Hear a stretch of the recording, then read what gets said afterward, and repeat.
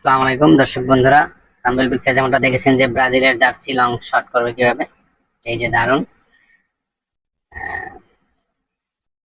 ব্রাজিলের জার্সিটি, এটি হচ্ছে লং হবে 27। তো আমরা লং কে 28 রেখেছি, 1 ইঞ্চি বাড়তি রেখেছি সিঙ্গেল আঁচ।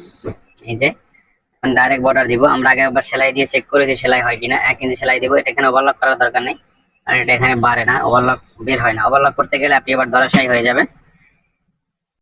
সেটাকে 1 ইঞ্চি বরাবরের বর্ডার দেওয়ার জন্য আরেকটা কাজ করতে হবে, সেটা হচ্ছে মেশিনের স্টিচ, অর্থাৎ মেশিনের যে সেলাইয়ের যে স্টিচ গ্যাপ, সেটা একটু বড় করে দিতে হবে।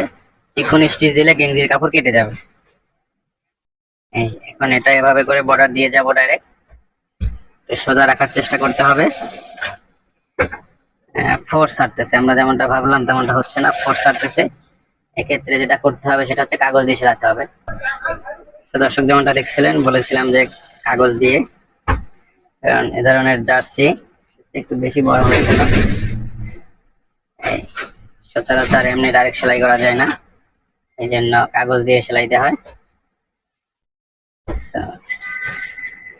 না হলে ফোর্স ছেড়ে দেয়, স্টিচ ধরে না। এভাবে করে পুরোটা সেলাই দিয়ে নেবেন। তো দর্শক আমি পুরো রাউন্ডটা ঘুরিয়ে সেলাই দিয়ে ফেলেছি। এই যে একটা সুইং দেওয়া হয়েছে, আমি আরেকটা সুইং দিয়ে নিব।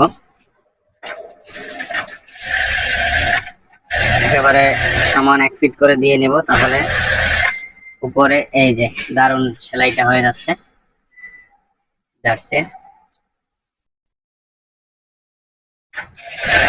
তো দর্শক বন্ধুরা, ভিডিওটি ভালো লাগলে অবশ্যই লাইক কমেন্ট শেয়ার করবেন, এবং ফেসবুক থেকে দেখলে আমাদের চ্যানেলটি ফলো দিয়ে দিবেন, এবং ইউটিউব থেকে দেখলে অবশ্যই সাবস্ক্রাইব করে দিবেন। ধন্যবাদ। আসসালামু আলাইকুম।